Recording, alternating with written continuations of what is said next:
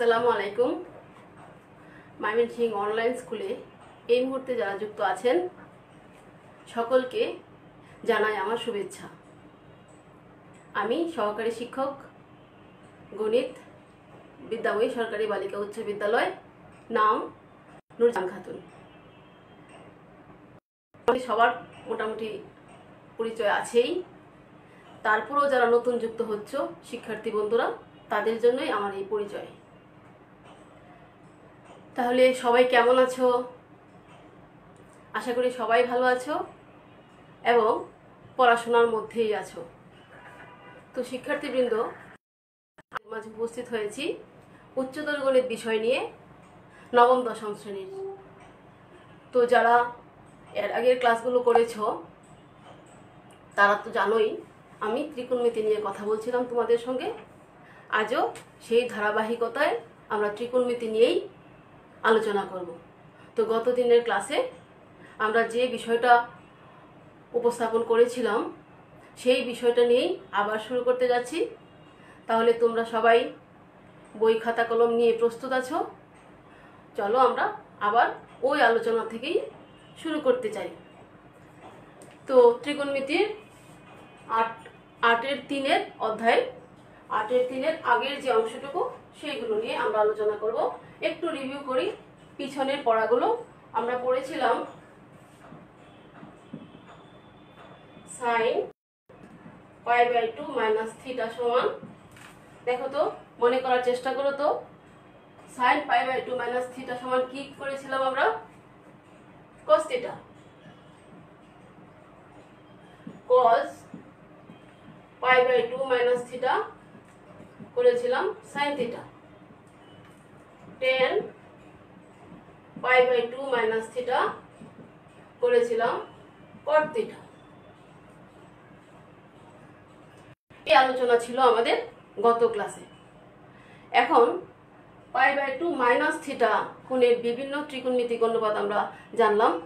এখন যদি π/2 + θ কোণ হয়, আমরা যেহেতু গতদিন চিত্রটা সম্পূর্ণভাবে তোমাদের বুঝিয়েছিলাম, আজ কিন্তু আমরা একটু সারসংক্ষেপে কথা বলবো চিত্রগুলো নিয়ে। তাহলে আমরা যদি এরকম একটা চিত্র আঁকাই, প্রথমতই OX আদি রশ্মি, এখান থেকে OA রশ্মি থিটা কোণে OA অবস্থানে আসলো। এখান থেকে তুমি লম্ব আঁকো PM, আমার প্লাস থিটা। এখন OA রশ্মির উপর তুমি একটা লম্ব আঁকাবে। OA রশ্মির উপর যদি তুমি লম্ব আঁকাও, স্কেল ধরে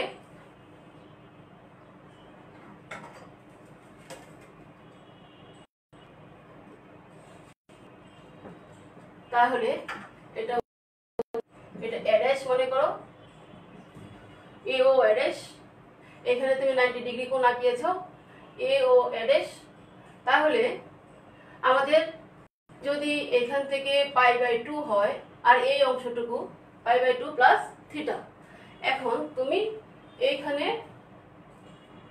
থিটা কোণ লিখতে পারো। আবার তুমি OP এর সমান করে OA' থেকে অংশ কেটে নাও, OQ।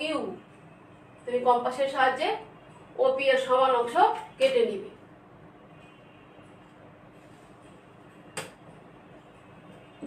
এটা মনে করো Q, এটা হলো N।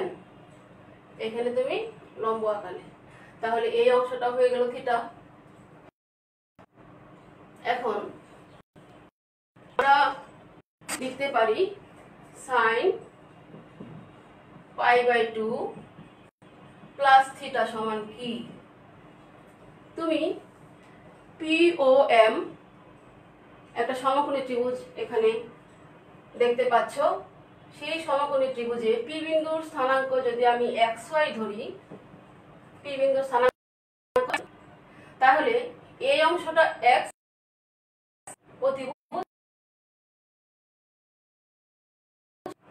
এখন তুমি POM যে ত্রিভুজটা, তুমি এখানে ও এন কিউ যে ত্রিভুজটা আঁকা হলো সেই ত্রিভুজটার সঙ্গে এই পি ও এম ত্রিভুজটা সর্বসমতা দেখাতে পারবে।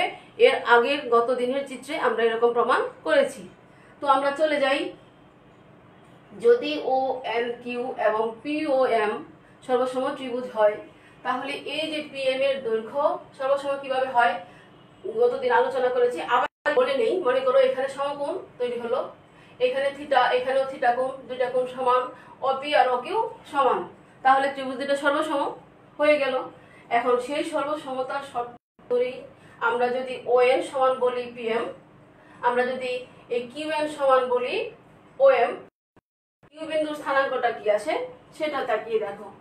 তোমার কিন্তু দৈর্ঘ্যে সমান, পি এম সমান ও এন, এই অংশটা কি দৈর্ঘ্যে সমান, তাহলে এই অংশটার দৈর্ঘ্য ও এম এর সমান, দৈর্ঘ্য হলো এক্স আর পি এম এর দৈর্ঘ্য ওয়াই। এখন ও এন সমান যদি হয় পি এম তাহলে ওয়াই। এখন কিউ বিন্দুর স্থানাঙ্কটা দেখো, একটা ছোট করে লিখি, কিউ কি হবে মাইনাস ওয়াই এক্স। এই জিনিসটা তুমি বুঝতে পেরেছো কিনা একটু খেয়াল করবে সবাই, নবম এবং দশম শ্রেণীর সকল শিক্ষার্থীবৃন্দ।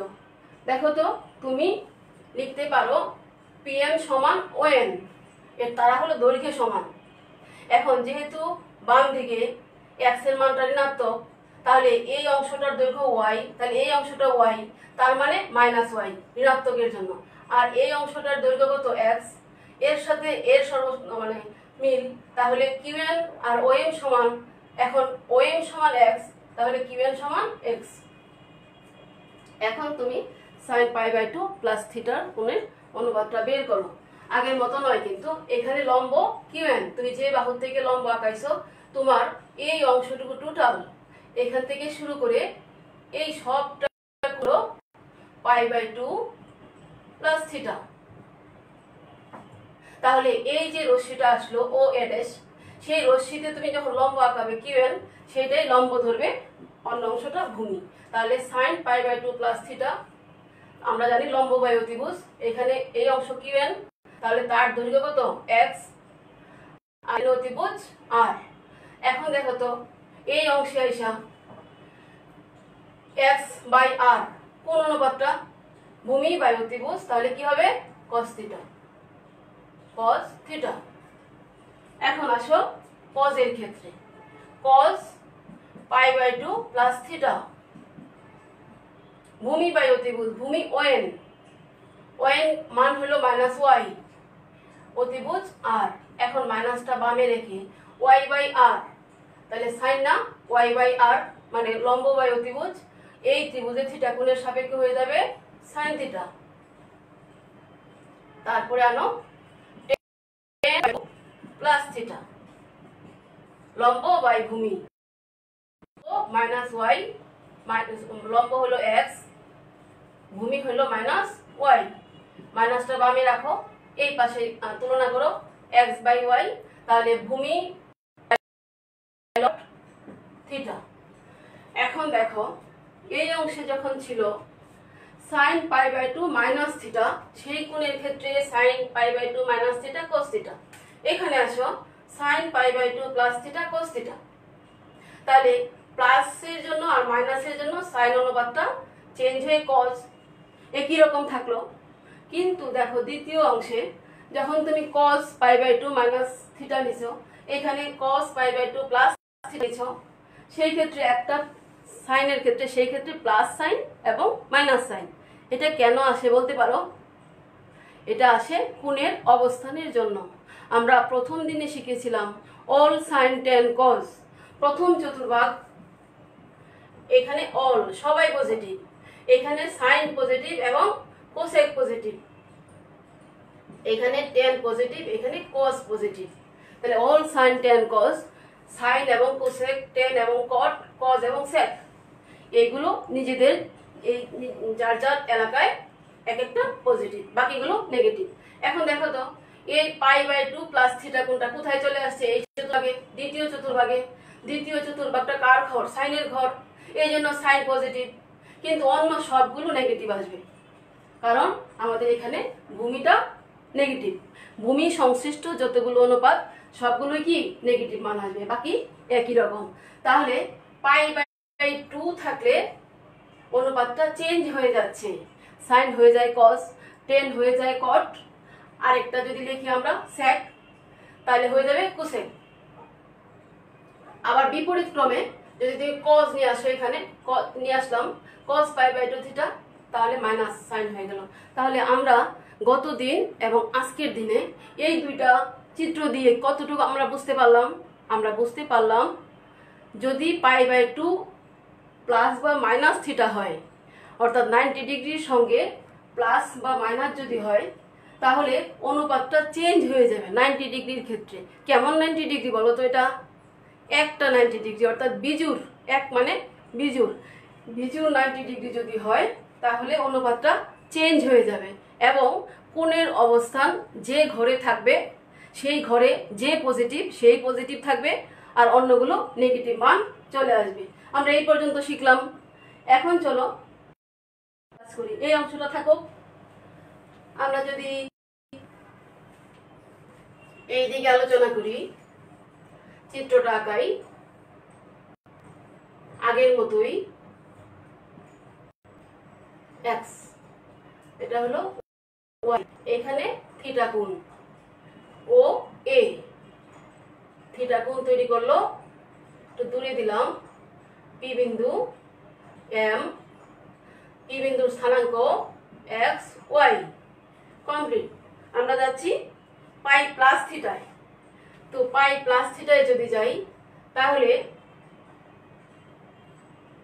যদি এই পর্যন্ত চলে যায়, দেখো তো এইখানে থিটা আর এই অংশটাকে আমরা পিছন দিকে বাড়িয়ে দিলাম, এইখানে থিটা কোণ মানে পাই কোণ উৎপন্ন হলো, অবস্থানটা হলো এই পাশে এসে পড়লো ড্যাশ, এটা ও বিন্দু, এটা হলো এক্স ড্যাশ। তাহলে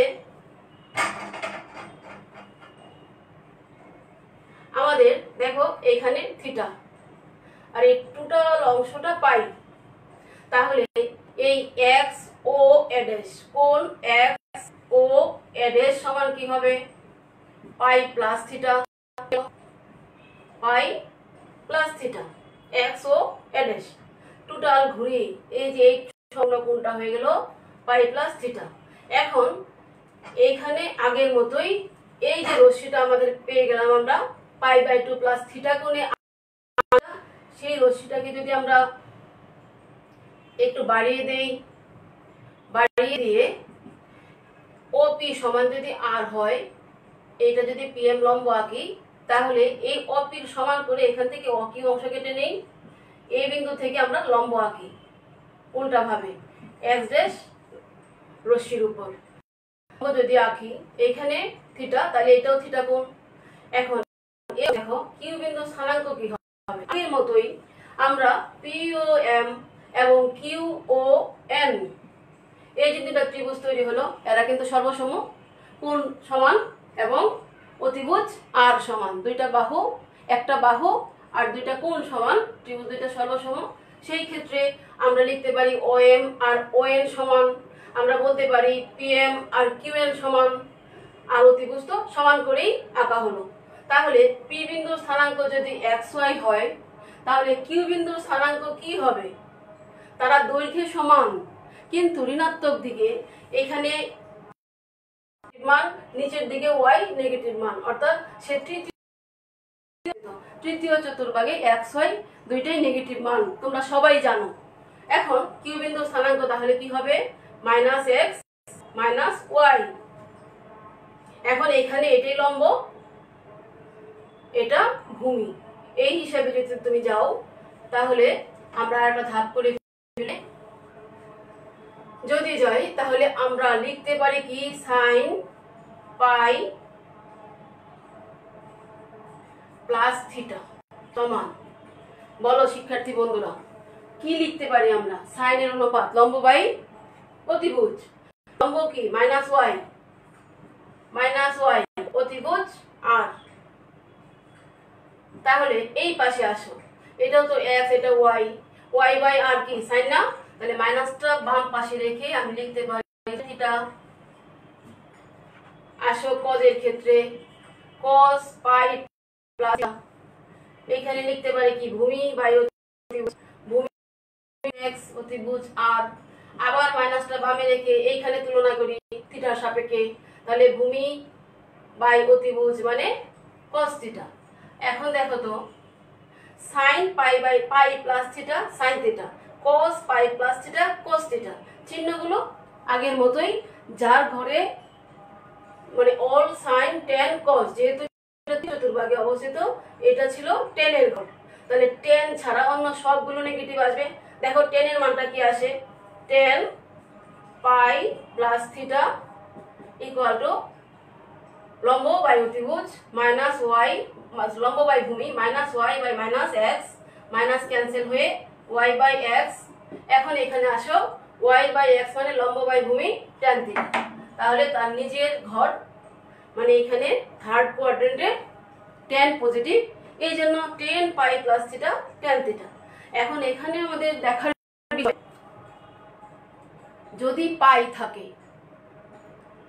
তাহলে সেই পাইটা পাই প্লাস থিটা অর্থাৎ সূক্ষ্মকোণ একটা থাকবে যোগ বা বিয়োগ আকারে, আর পাই এর সঙ্গে যুক্ত থাকবে, সেই ক্ষেত্রে অনুপাত কখনো চেঞ্জ হবে না। তাহলে আমরা কি শিখলাম, আমরা শিখলাম যদি পাই প্লাস মাইনাস থিটা হয় তাহলে অনুপাতটা চেঞ্জ হবে না, সাইন সাইন থাকবে, কস কস থাকবে, টেন টেন থাকবে, আর চিহ্নগুলো চতুর্ভাগ অনুসারে সেই অবস্থানে চিহ্নটা হবে, যে পজিটিভ সে পজিটিভ আর অন্যগুলো নেগেটিভ। তো এখন পাই ছিল, পাই এর ক্ষেত্রে pi plus theta, sine theta থাকলে sine of pi plus theta minus sine theta. এখন এখানে pi by 2 plus theta change হয়ে গেছে, এখানেও চেঞ্জ হয়ে গেছে। এখন যদি আমরা আরেকটা আনি পাই মাইনাস থিটা, তোমাদের বইও আছে দেখবে, সেক্ষেত্রেও অনুপাতটা চেঞ্জ হবে না, সাইন পাই মাইনাস থিটা হলেও তখন এইদিকে চিত্রটা হবে, তখন তোমার ভূমিটা খালি ঋণাত্মক হবে, লম্বটা ধনাত্মক হবে, সেই ক্ষেত্রে sine pi minus theta sine theta হবে, যেহেতু দ্বিতীয় কোয়াড্রেন্টে কি সাইন পজিটিভ এবং কোসেক পজিটিভ, তাহলে দ্বিতীয় কোয়াড্রেন্টে sine pi minus theta sine theta, cos pi minus theta minus cos theta. অর্থাৎ আমরা শিখলাম পাই প্লাস মাইনাস থিটা যদি থাকে তাহলে অনুপাতটা চেঞ্জ হয় না, আর পাই বাই 2 থাকলে চেঞ্জ হয়। এখন আরও গভীরে ঢুকতে হবে, এখন পাই বাই 2 এন গুণিতক হিসেবে থাকতে পারে, সেই এনের মান জোড় বা বিজোড় হইতে পারে, সেই ক্ষেত্রে কি হবে। তো আমরা এতক্ষণ যে আলোচনাগুলো করলাম তোমরা কিন্তু আসলে কেবল মুখস্থই করবে না, কোথা থেকে কিভাবে আসে সেইগুলো একটু জানার চেষ্টা করবে, বিশেষ করে যারা নতুন নবম শ্রেণীতে আছো তারা তো অবশ্যই, আর দশম শ্রেণীতে যারা কেবল মুখস্থই করেছো তাদের ক্ষেত্রে বলবো একটু খেয়াল করলেই তোমরা আসলে এত মুখস্থ লাগবে না, তুমি তোমার ধারণায় চলে আসবে। এখন আমরা মাইনাসের দেখা বইয়ের মধ্যে আছে। এখন আরেকটা জিনিস আমরা একটু দেখি, দেখো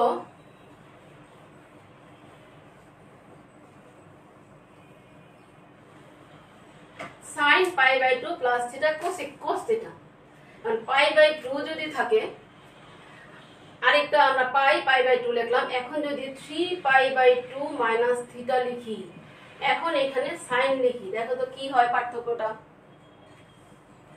আমরা কিন্তু পাই এবং পাই বাই 2 দুটোই লিখলাম। 3 পাই বাই 2 কোথায় অবস্থিত, কেউ বলো কোথায় অবস্থিত।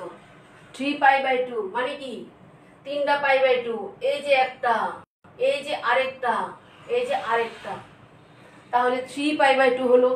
সেখান থেকে মাইনাস করলাম সূক্ষ্মকোণ থিটা, তাহলে অবস্থানটা এই পাশে, এই যে রশ্মিটা এইখানে চলে আসলো থার্ড কোয়াড্রেন্টে। এখন sine 3 pi by 2 minus theta, তুমি এতক্ষণ এটা খুঁজে পাওনি 3 পাই বাই 2, তাহলে আমরা কি এরকম লিখতে পারি না, দেখো তো sine pi plus pi by 2 minus theta, এরকম লেখা যায় না। এটা যদি যোগ করো তুমি তাহলে 2 পাই আর পাই 3 পাই বাই 2 মাইনাস থিটা হয়ে গেল। এখন আসো পাই থাকলে আমরা কি শিখলাম, অনুপাত চেঞ্জ হয় না, তাহলে সাইন সাইনই থাকবে, পাই বাই 2 মাইনাস থিটা। এখন সে কোন কোয়াড্রেন্টে অবস্থিত একটু আগে দেখালাম তোমাকে, তৃতীয় কোয়াড্রেন্ট অর্থাৎ তৃতীয় চতুর্ভাগে অবস্থিত।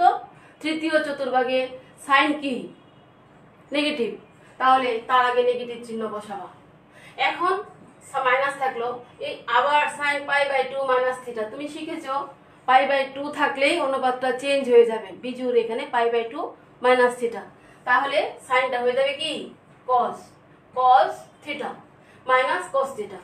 এখন দেখো আমরা sine pi by 2 cos theta ছিল, sine 3 pi by 2 minus theta minus cos theta.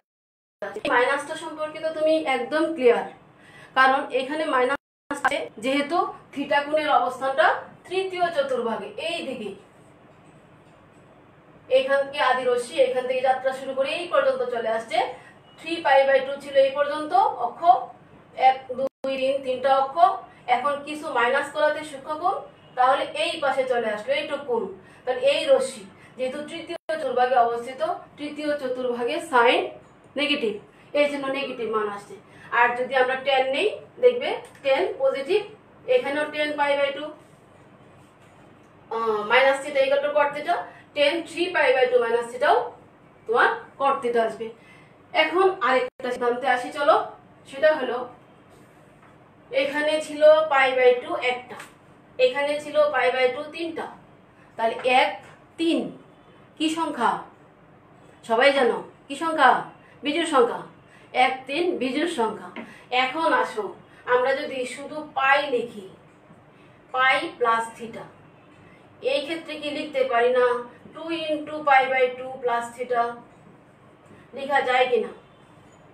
তাহলে এইখানে আমি যদি সাইন লিখি, সাইন ইকুয়াল টু এইখানে লিখলাম আমি sine 2 pi by 2 plus theta. তাহলে কি হবে? একটু আগে আমরা শিখেছিলাম সাইন পাই প্লাস থিটা। এখন পাই থাকলে কি হয়? অনুপাত চেঞ্জ হয়নি, তাহলে সাইন থিটা হবে। সে কোন চতুর্ভাগে অবস্থিত? দেখো সে কিন্তু তৃতীয় চতুর্ভাগে অবস্থিত। পাই প্লাস থিটা, পাই মানে কি এইটুকু তার সাথে থিটা। এখন কেউ কি কোনো কনফিউশনে আছো কি না কি জানি, পাই মানে কি 180 ডিগ্রি, কিন্তু পাই বাই 2 মানে কি 90 ডিগ্রি। তাহলে পাই মানে 180 ডিগ্রি, তার সাথে আরো কিছু থিটা যোগ, তাহলে এই পাশে আসলো। এটা কার ঘর? 10 এর ঘর। আছে কি সাইন, সাইন। তাহলে আমরা কি লিখতে পারি এখানে? এটা তো আমরা দেখানোর জন্য লিখলাম, এখানে ফলাফল লিখলাম না, এইখানে আসবো। তাহলে তৃতীয় কোয়াড্রেন্টের জন্য এই sign pi plus theta minus sine theta হয়ে গেল। এখন দেখো তো, যদি জোর এখানে ছিল পাই বাই 2, এখানে 2 পাই বাই 2, এখানে 3 পাই বাই 2, ক্ষেত্রে cos থিটা আসছে, এই ক্ষেত্রে প্লাস cos থিটা আসছে, এই ক্ষেত্রে প্লাস sin থিটা আসছে। তাহলে আরেকটা সিদ্ধান্ত আমরা আসতে পারি যে যদি জোর 90 ডিগ্রি হয় তাহলে অনুপাত চেঞ্জ হবে না, সাইন থাকলে সাইনই থাকবে। এই যে 2 পাই বাই 2 বানাইলাম, জোর 90 ডিগ্রি, এখানে বিজোড় 90 ডিগ্রি, এখানে বিজোড় 90 ডিগ্রি, এখানে একটা, এখানে তিনটা। তাহলে সেই ক্ষেত্রে সাইন কস হবে, এখানেও সাইন কস হবে। কিন্তু যখন জোর 90 ডিগ্রি তখন সাইন সাইনই থাকবে। চিহ্নটা ওই অবস্থান অনুযায়ী, কোণের অবস্থান অনুযায়ী তুমি নির্ধারণ করবে চিহ্ন। তাহলে আমরা কি এটা বলতে পারি না পাই যুক্ত সকল কোণ, পাই প্লাস থিটা, 2 পাই প্লাস থিটা, 3 পাই প্লাস থিটা, যাই হোক না কেন পাই এর ক্ষেত্রে জোড় বিজোড় নয়, পাই থাকলেই অনুপাত চেঞ্জ হবে না। আর পাই বাই 2 থাকলে যদি জোর হয় তাহলে চেঞ্জ হবে না। জোরটা কি হয়? আসলে জোরটা তো ক্রমান্বয়ে হয় 2 পাই বাই 2, তার মানে ক্যান্সেল হওয়ার পরে পাই। এখন যদি এখানে 4 থাকতো 4 পাই বাই 2, তাহলে ক্যান্সেল হয়ে 2 পাই, তখন 2 আসতো। তাহলে পর্যায়ক্রমে পাই জোড় বা বেজোড় যাই আসুক না কেন পাই থাকলে অনুপাত চেঞ্জ হবে না, কিন্তু পাই বাই 2 এর ক্ষেত্রে যদি বিজোড় হয় তাহলে অনুপাতটা চেঞ্জ হবে। এখন একবার সেটা হলো, দেখো তো তোমরা সবাই প্রথম দিকে শিখেছিলে যে সাইন মানে কি SINE, কস মানে কি কোসাইন। সাইন হলো SINE পূর্ণরূপটা, সাইন। এটা হলো আসলে কোসাইন, SINE। এরকম প্রত্যেকটার আগে কো লাগাই নিলেই, যেমন ট্যানজেন্ট, ট্যান হলো ট্যানজেন্ট, TANGENT ট্যানজেন্ট। কিন্তু কট হলো কি কো ট্যানজেন্ট, কো ট্যানজেন্ট। একই রকম ভাবে সেক সেকেন্ড, তারপরে কোসেক কোসেকেন্ড। এখন যদি π/2 বিজুর হয় তাহলে সাইন থাকলে সাথে কো লাগাই দিলেই হবে। দেখো কো কজ হয়ে যাবে, এই যে তখন মুছে ফেললাম কজ, কো লাগাই দাও তাহলে কট হয়ে যাবে। তাহলে এটাও একটা তোমার মনে রাখার কৌশল, যদি বিজুর 90 ডিগ্রি হয় তাহলে যা আছে তার সাথে কেবল কো লাগাই দিলেই হবে, অর্থাৎ সাইন কজ হয়ে যাবে, কজ সাইন হয়ে যাবে, কজ থাকলে সাইন হবে, আর π/2 - থিটা এটা চলে যাবে, শুধু থিটা থাকবে। এইভাবেও তুমি একটা মনে রাখার কৌশল করতে পারো। এটা হলো আমার সময় হয়তো বা কাছাকাছি চলে আসছে। এটা হলো তোমার 90 ডিগ্রি যদি বিজুর হয় তোমার একটা ভুল হওয়ার সম্ভাবনা থাকে, সেটা হলো তুমি সাধারণত জানো সাইনের সাথে রিলেশন হলো কোসেকের। টেন কট এটা মিল আছে, ঠিক আছে, সাইনের সাথে কোসেক আর কজের সাথে সেক, কিন্তু এই অনুপাতগুলোর ক্ষেত্রে তোমার কিন্তু এইটা একটু চেঞ্জ হবে, সাইনের সাথে কজ, এইটুক উল্টাপাল্টা সাইন এবং কজ। তাহলে তুমি এখানে কজ সাইন একটা চেঞ্জ হবে, অনুপাত চেঞ্জ হলে, আবার মানে π/2 থাকলে, 3π/2 থাকলে, বিজুর 90 ডিগ্রি থাকলে, আর টেন কট এটা মিল আছে, সেক কোসেক হবে। যেহেতু সাইনের সাথে কজ এখানে চলে আসছে তাহলে বাকি থাকলো কি সেক আর কোসেক, তাহলে পর্যায়ক্রমে সেক আর কোসেক উল্টাপাল্টা হবে। এই হলো মনে রাখার কৌশল। এখন তুমি সার্বিক কি জানবে, আজকের আলোচনায় আমরা সার্বিক একটা ফলাফলে চলে আসি। চলো সেই সার্বিক ফলাফলটা মনে করো তুমি দেখেছো, তুমি প্র্যাকটিক্যাল খাতায় যখন আঁকাও করো তুমি দেখো n × π/2 ± থিটা, এই যে একটা কোণ n × π/2, π/2 মানে 90 ডিগ্রি ± থিটা, থিটা হলো সূক্ষ্মকোণ, যেখানে 0 θ π/2, থিটাটা সবসময় সূক্ষ্মকোণ হিসেবে থাকবে। এখন 1 নাম্বার ধাপে প্রথম তোমাকে যে কোণটা দেওয়া থাকবে এটা এই পর্যায়ে থাকবে না, হয়তো বড় থাকবে, অথবা 20 π/2 + থিটা, 30 π/π + থিটা এরকম থাকতে পারে। তো এরকম যে থাকে প্রথমে দুইটা অংশে ভাগ করবে তুমি, একটা হলো π/2 এবং সূক্ষ্মকোণ, অথবা π/2 এর n গুণিতক এবং সূক্ষ্মকোণ, এই দুইটা অংশে ভাগ করবে প্রথম পর্যায়ে। দ্বিতীয় পর্যায়টা হলো n × π/2, n যদি জোড় হয় তাহলে অনুপাত চেঞ্জ হবে না। অনুপাত তো বুঝতেই পারছো সবাই, অনুপাত হলো সাইন থাকলে কজ হয়ে যাবে, কজ থাকলে সাইন হয়ে যাবে, টেন কট, কট টেন এবং সেক হয়ে যাবে কোসেক, কোসেক হয়ে যাবে সেক। তাহলে যদি n জোড় হয়, n জোড় হলে একটু আগেই বললাম যদি 2π/2 হয়, 4 n যদি জোড় হয় তাহলে অনুপাত একই থাকবে, অনুপাত মানে সাইন, অনুপাত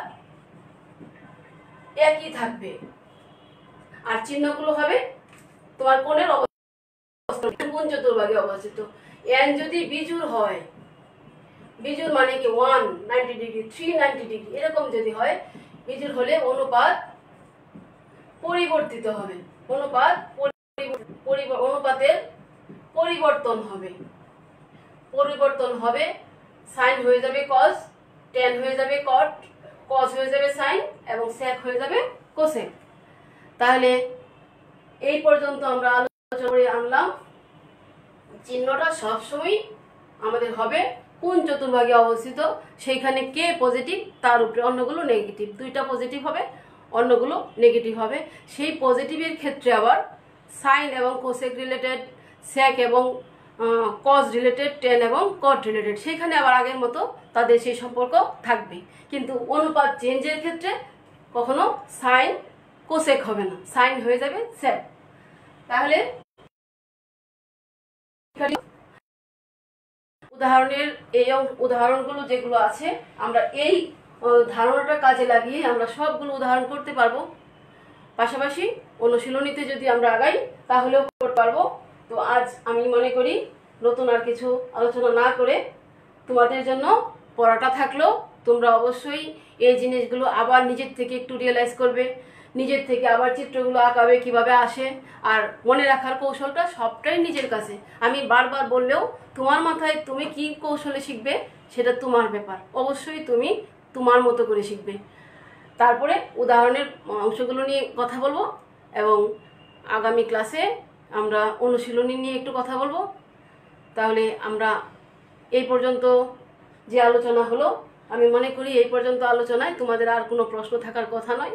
যদি কোনো প্রশ্ন থাকে তাহলে অবশ্যই আমার সাথে যোগাযোগ করবে। যদি যোগাযোগ করো আমি অনেক অনেক খুশি হব। যদি কেউ কোনো প্রশ্ন করো আমার অ্যাকাউন্টে, অথবা যদি কেউ কারোর কাছে মোবাইল নাম্বার থাকে আমার সাথে যোগাযোগ যদি করো, তাহলে অবশ্যই আমি খুশি হব। কোনো প্রশ্ন নিয়ে যে কোথাও তুমি বুঝতে পারো নাই সেই বিষয়টা নিয়ে যদি আমার সাথে কথা বলো, তাহলে আমি তোমাদের সেই প্রশ্নগুলো উত্তর দেওয়ার চেষ্টা করব। তো সবাই ভালো থাকো এবং সুস্থ থাকো, এই আশাবাদ ব্যক্ত করে আমার ক্লাসটা এখানেই শেষ করলাম।